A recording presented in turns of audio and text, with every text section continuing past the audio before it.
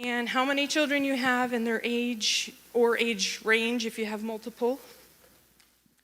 I'm Sister Ariel Birch. I'm over the transportation department here at the Temple, and I have 2 kids, Malachi, age 6, and Aria, who just turned 1. Turn it on. I'm Sherry Spradlin, and I am on the board, and I'm the backup secretary with Sister Ashley. I'll cover for her whenever she's out and about. I have a daughter. She's 54, and we had a son who died at birth. So sometimes when people experience loss, I can relate very well to that. But I'm glad to be here today. Thank you. Nikki Heine, 5 children, 30 down to 15, 4 boys, 1 girl, and pastor's wife, jack of all trades, whatever, construction worker lately, contractor. Glad to be here as well. I'm Rachel Clack, and I have 3, 32, 30, and 25. I think I got it right. I'm basically in the background. If there's something going on, I'm usually behind the scenes helping out through the years. Just music department, children's department, youth department, helping start up churches and playing the piano here and there and whatever. But yeah, I'm in the background usually. All right, thank you all.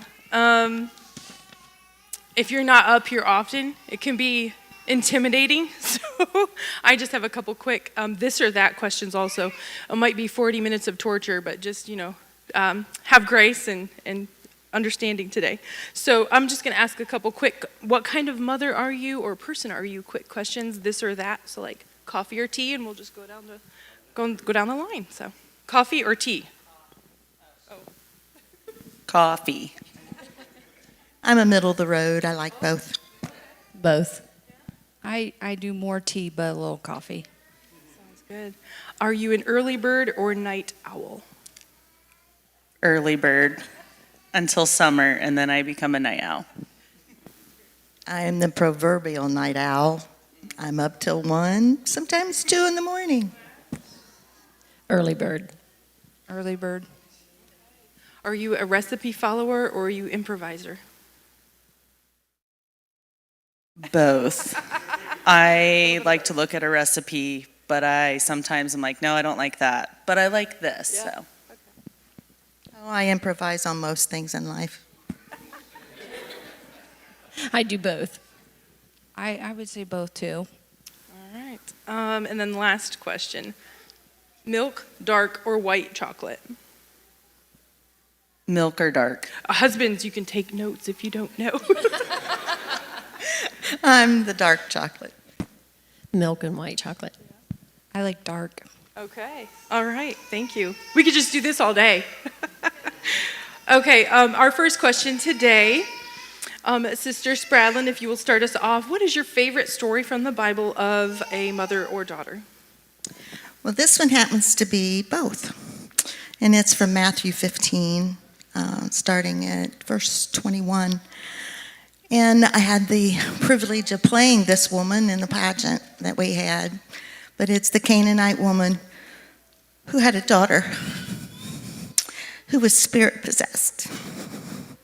And she came to the Lord begging for help. And in this day and age, when our children seem to be so out of control, this is the scripture that I follow, that I go to, because God was there for her. I mean, at first he said, hey, I'm only here for the Israelites. You're a Canaanite. We don't really do anything with you guys. You're the enemy, basically. But she begged and told him that she was willing to eat the scraps from the table. And when you're desperate for your child who's wayward and not following the rules and being just a pill, Jesus is the answer. He can deliver. You got to trust him. And that's my favorite one. Thank you for sharing. Sister Heine, do you have a favorite? think the one that came to mind right away was the story of Hannah, how she prayed for children. It kind of resonates with our story. In the beginning, for the first 4 years, we were told we couldn't have children, so it's kind of the same similarity. And I've always held that one to heart because once we did conceive, of course, then they just kept coming, which felt very blessed after that. But I felt for the first one that I'm like, oh my goodness, God's, I just thought he was just going to give us one. So I was like, oh, I got to really dedicate him to the Lord. I got to make sure that he serves the Lord with all of his heart. I'm going to give him to God to do the work of the Lord. So I'm sorry, children, that I kind of carry that over. So if they're very purpose-minded in the house of the Lord, that was my goal. God, you gave them to me. I give them right back to you. What can they do in your service for the rest of their lives? So you're kind of bound, but that was my way of thinking. To piggyback off that question, I guess, and stay with you, what surprised you most about becoming a mother? It's going to be tiring, but it's really tiring. That it never stops. All these years later, I'm like, I'm tired. I just told someone recently, I'm like, I need to get a new answer. How you doing, Sister Heina? I'm tired. I'm just always tired. But anyway, it's exhausting, but it's a good exhausting, very rewarding. Thank you. Amen. Ariel, what would you say surprised you most about becoming a mother? Literally the exhaustion. So my answer was that, and it's probably the resilience through the exhaustion. Like sometimes your body is so tired and you're hurting and you don't have enough to even take care of yourself, but the resilience when you have your newborn baby or your 1-year-old or your 2-year-old, you suddenly are just like, yeah, whatever you need. And you have nothing. Like you're just like, okay, well, I'm exhausted. I'm about to just pass out, and your baby comes up and is like, oh, my tummy hurts. Oh, and they're crying, or they're also exhausted, and just being able to keep going no matter what.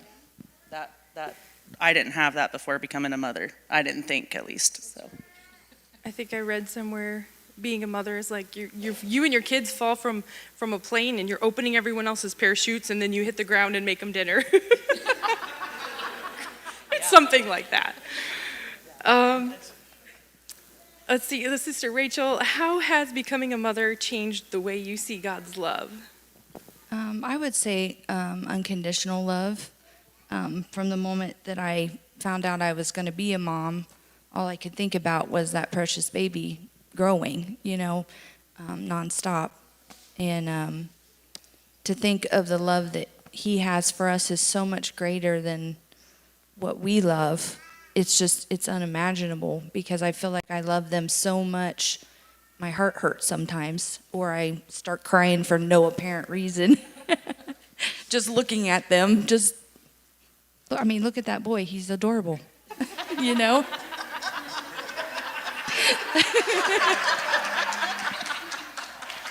But he's so humble. It just amazes me that he loves us so much more than what we could ever love our own. Yes, I agree. Thank you for sharing that. Sister Heina, how has becoming a mother changed the way you see God's love? If you could answer. I think really just piggyback the same thing, just the selflessness. When you live life, you're like, wow. And I think I'm given a lot, just the everyday, you compare yourself to the Lord, like, am I there? Nah, I have so many miles to go. But it lets you see, like, wow, if I can love this human this much, wow, God he's amazing. I'm so thankful. I was thinking recently with this question, like the grace and mercy, because you might think, like, we all mess up, and you're like, God, how can you just let them? But then you have a child, and you look at that child, and you're like, well, you just love them. You just give them the grace and the mercy, and keep love. You never stop loving them. So yes. Sister Ariel, what is something that you recall your mother doing that you didn't really understand fully, maybe until you were older or a mother yourself? I was actually really hoping my mom would be in Sunday school this morning so I wouldn't have to say this in front of her. I grew up in church, and it wasn't until later in life that I really became invested with God wholly and really in a relationship with Him. And I was in my older teens or young 20s, and I was just not doing things how my parents, my mom raised me. And she started coming up to my room every morning at 6 a.m., and she would lay on top of me and start praying and speaking in tongues over me. And I just thought, she is being so dramatic. There is nothing this serious going on in my life that she needs to do this. I am thankful every day that she did that for me. And I would do that and so much more for my babies. The spiritual warfare that my mom could see and I couldn't was real. And I faced a lot of trouble and a lot of battles that I almost in a way chose to face because of how I chose to live. And she saw the spiritual side before I ever even could grasp it. And she knew how sincere and how serious it was that she came and literally laid over me the blood, almost like she just came over with the protection and the love that we've talked about, and was like literally over my dead body, will you not make it, kind of a thing. And I thank God that I had a mom to do that, because I don't think I would have made it if I didn't. So The power of a mother's prayer, for sure. Sister Spradlin, if I asked you the same question, do you have anything to share? I was not raised in this faith, but my mom is very, very strong-willed. She's a worker. She was dedicated to her family. She'd do whatever. But I remember an incident when we were at a cousin's house, and her sister-in-law didn't like her.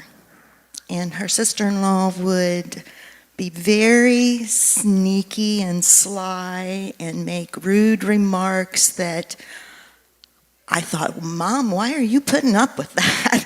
You need to take her out or something, you know? But my mom never said a word. My mom just let it roll off her back. And to this day, I take that to heart, because there are people that's going to come into your life, they're going to be rude to you. And you've got to show the love of Christ. You've still got to let His light shine through you to say, I'm better than that. There's so many people who come into church and they get hurt so easily, and then they walk out of the church and they're hateful and they just say bad things about the church. But the church isn't just the people. The church is Christ, and He is what we have to focus on. And if He can go through what He went through without saying a bad word about anybody, and in the end says, forgive them, for they know not what they do. I think that's what we have to learn how to do, is to be gracious, to give people some grace, and to keep trying. You know, the other day my mom said something about my niece, that if anybody ever said that bad things about her or didn't like her, she said, well, I'm going to do something about that. And that reminded me of a time at work that I had a customer that he wouldn't give me the time of day. I was the one who answered the phone, but he would always want to talk to his salesperson. And I thought, I am going to make him like me whether he likes it or not. So whenever Sherman would call, he'd always just say, Bolander. I'm like, well, hey, Sherman, how are you today? You know, what's the weather in New York? You know, how's Buffalo? Blah, blah, blah. And I would just try to drag information out of him. I mean, it was like, by the way, Sherman, do you have kids? You know, I know you got a wife, and I just try to create a conversation with this guy. It took me about 3 months, but in the end, he would talk to me. If Jim wasn't around, I could get the business. I mean, before, if Jim wasn't in the office, we wouldn't even get the business for the week. He would just walk. I mean, he'd just hang up, have him call me, blah, you know. And I thought, and in the end, I did make him like me. We got along great. And that's the way life is. We've got to be kind. We've got to be gracious. We've got to look at people and say, I wonder if I've done something wrong, and if I have, then I need to apologize. And even if I didn't do anything wrong, maybe I need to apologize just because I don't look good to them and they don't like the way I look. I don't know. But we've got to step out of our comfort zone to bring them in, to bring them to Christ through what we do, how we act, and what we say. Thank you. Perseverance. Very good. Sister Rachel, if you were to offer advice, well, not advice, I guess I should say, for any young mothers in the room, when you were a young mother, or if you had anything that you thought came to you when you first became a mom that was like your aha moment, something that just kind of clicked after a while that you maybe necessarily weren't taught. Do you have anything to glean, provide for those young mothers, like life hacks, I guess you could say? Yeah, I growing up, my mom, she was always there for me, no matter what. But she was very old school, and they didn't talk about a lot of stuff. There was a lot of things that she kept private. Until I was an adult, there were things that I found out about her that I was in complete shock about. Like, how in the world did you not tell me that when I was younger, you know? And so I determined when my kids were very little that I would talk to them and really try to listen to them. And even when they were little, just little tiffs that they would go through with somebody at school, or, you know, their sibling fighting or whatever, just trying to listen to them, talk to them. I feel like starting that open line of communication with them was crucial. Especially when we got to the teen years, because they're learning to be adults and I'm learning to parent an adult. It's very, very challenging. Each stage of life, I feel like, has its own unique challenges. The teen years are very, very hard because they're trying to decide what they're going to do and be for the rest of their lives. And first and foremost, it was, you know, we want you to serve the Lord, but I wanted them to feel comfortable coming to me with any situation that they might find themselves in, good or bad, whether you think I'm going to be disappointed, whether you think I'm going to kill you, or, you know, I'm going to get beat or whatever. Just come to me. We can work through anything if we talk things through, if we pray and ask God to help us. And I think that was a very crucial thing that I learned from and started from a very young age with them, and helped us get through a lot of difficult times for them, you know, through their lives. And even now, well, before they moved out of the house, I remember many nights going to bed at 1, 2 o'clock in the morning because one of them all of a sudden decided to open up, and I would literally have stayed up all night listening to them. Like, whatever you want to talk about, let's talk about it. We can work through it. We'll pray about it. We can get through it. So I think that was crucial for me and my children. Yes, I agree. Thank you for sharing. Communication, and just someone there who knows, you know, what a difference that made in their lives. So I agree. Yeah, you create that open door for opportunity. And what a difference. I think times have changed so much. Let's say from when, you know, we were all children to the kids nowadays, even through technology and just communication itself, it's just a different thing. So thank you for sharing that. Ariel, would you have any aha moments to share as well? So, yeah. So what Rachel was saying, like with her mom and communication not being, and just the difference in technology today, It really is a generation of just, if you want to know something, it's available. And sometimes all the information coming at you can be so overwhelming. And for me, the aha moment was Google might say this, and a couple moms on the comments might say this, but what works for you and your children matters the most.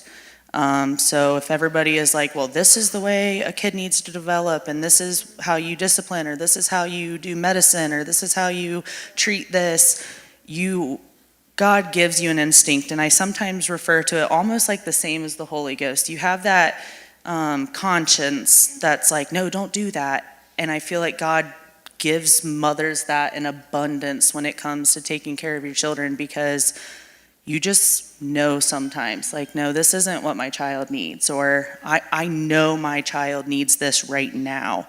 And it's almost an overwhelming feeling. And I would say, just to new moms, like, that aha moment for me was follow that. Like, follow your instinct. And you can always rely on it, all the information coming at you, but you have to be able to trust yourself.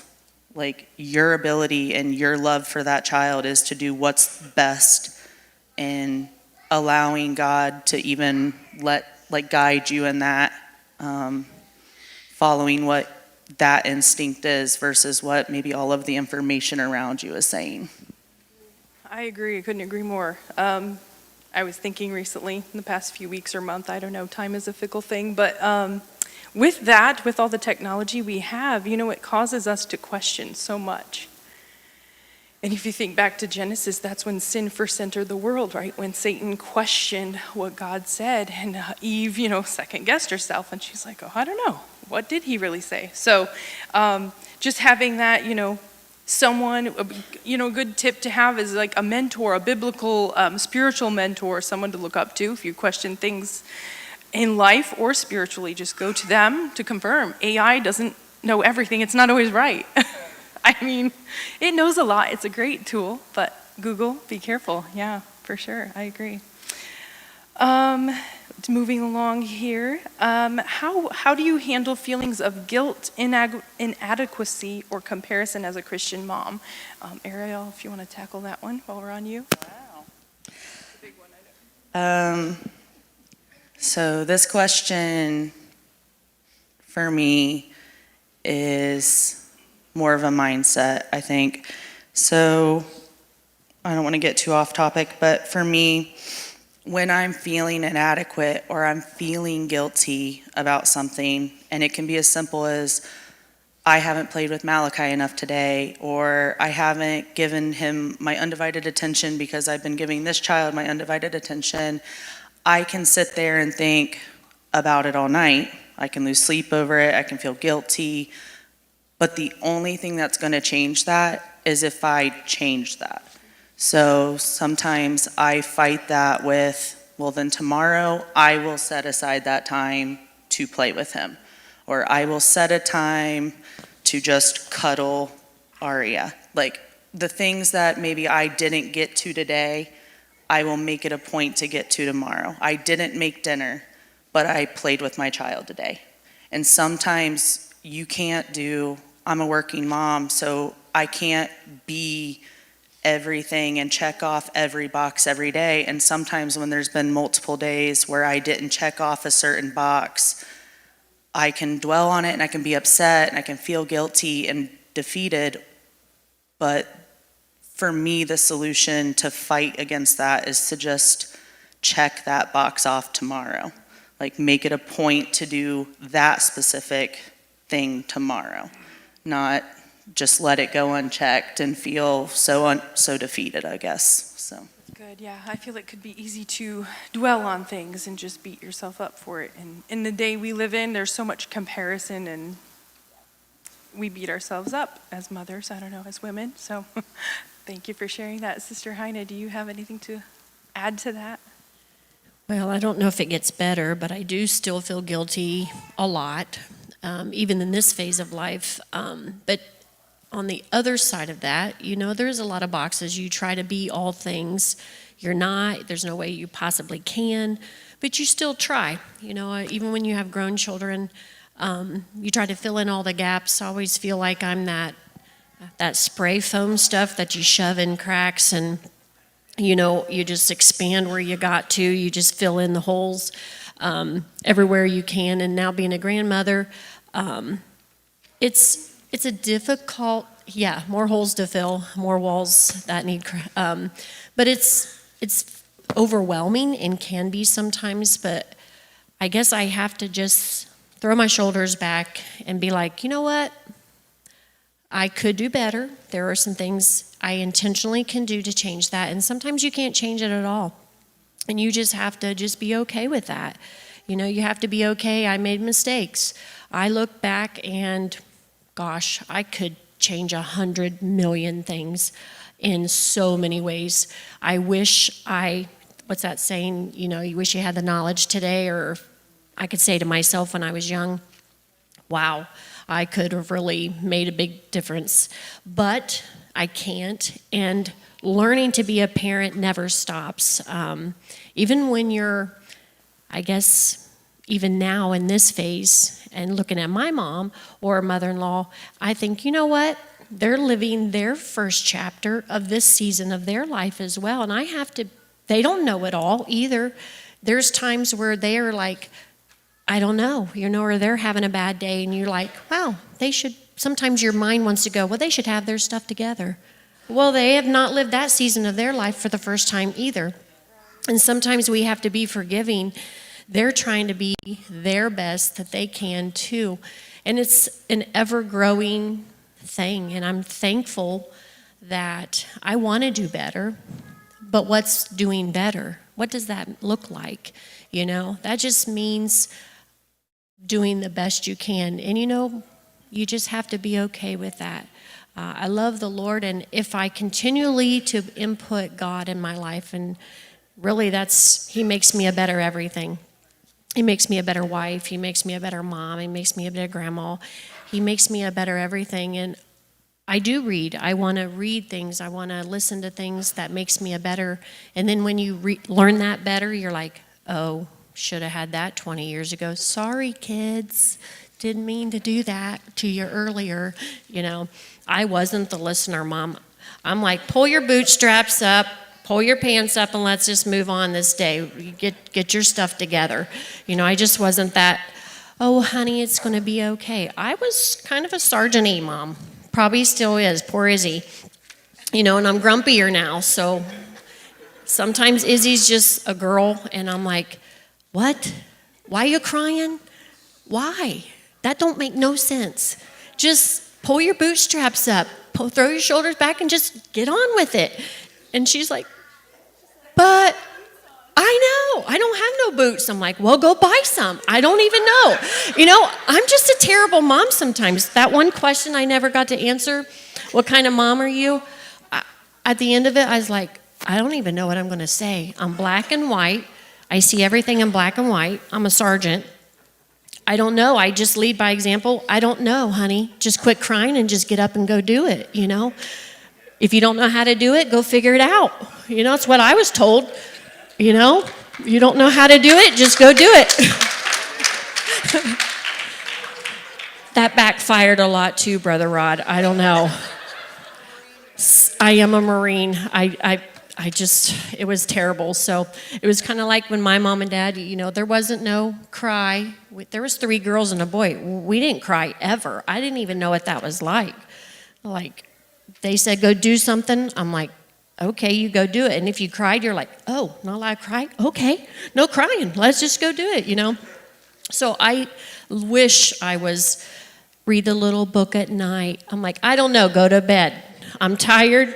Turn around and go to sleep. Get your butt in that corner over there. I was a terrible mom. So sometimes I just think back, I do, and I'm like, I have nothing nice to say about myself. I was just, poor kids, no wonder they worked themselves all day. They just knew they couldn't come talk to me. I'm like, I don't know, go talk to your dad. He's got more sympathy.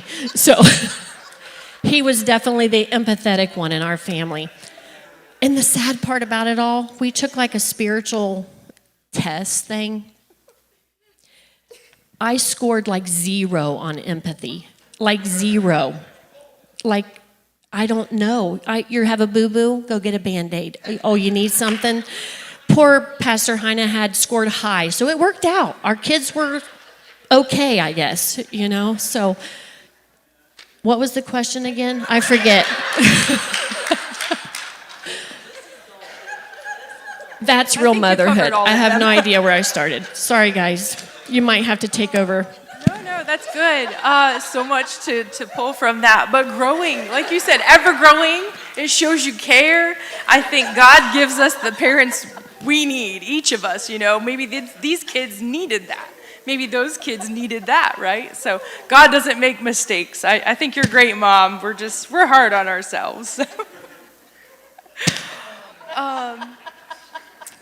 Saying you're a bad mom is the definition of being a mom, though. Yes. Like, I'm Yeah, a bad answer the mom. question. If that doesn't cross your mind 1,000 times a day, I don't know what you're doing. Are you even a mom? Are you even a mom? Yeah.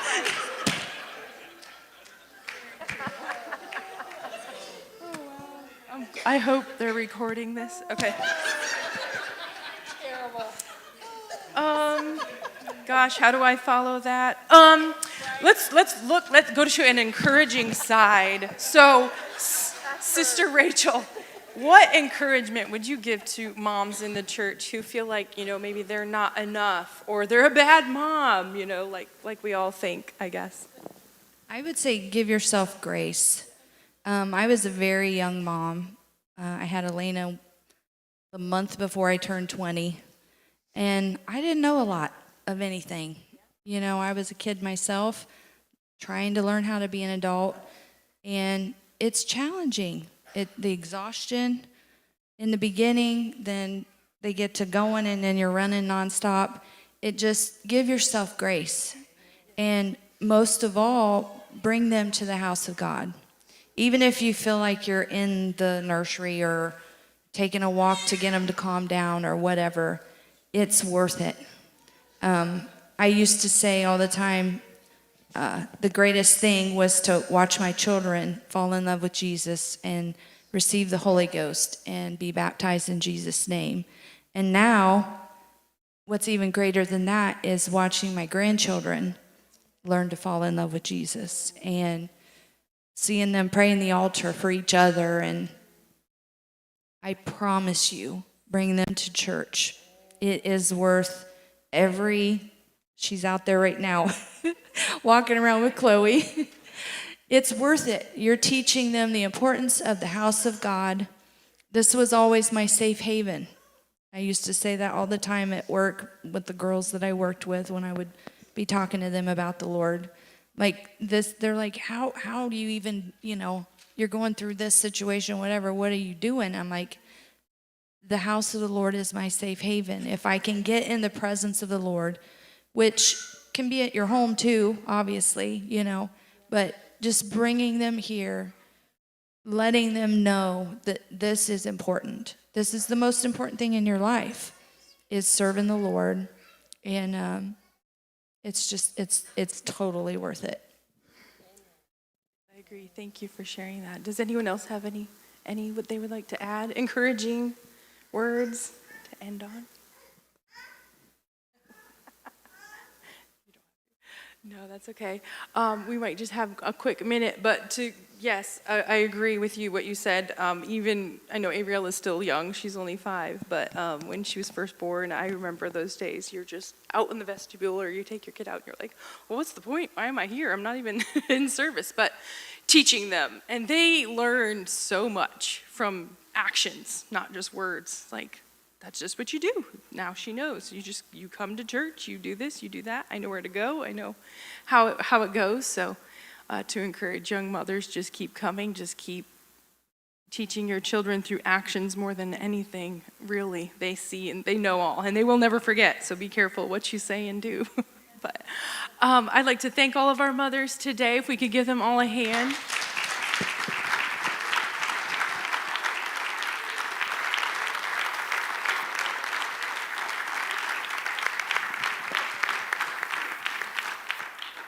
You're off for another year. Hopefully thank you so much for your wisdom and your words. If you're a mother today and you have not yet, there is a raffle for a goodie basket on the back table. If you want to enter your name in there, be sure to do that. Otherwise, you got a minute to use the restroom, and we'll see you back here for prayer before service at 11.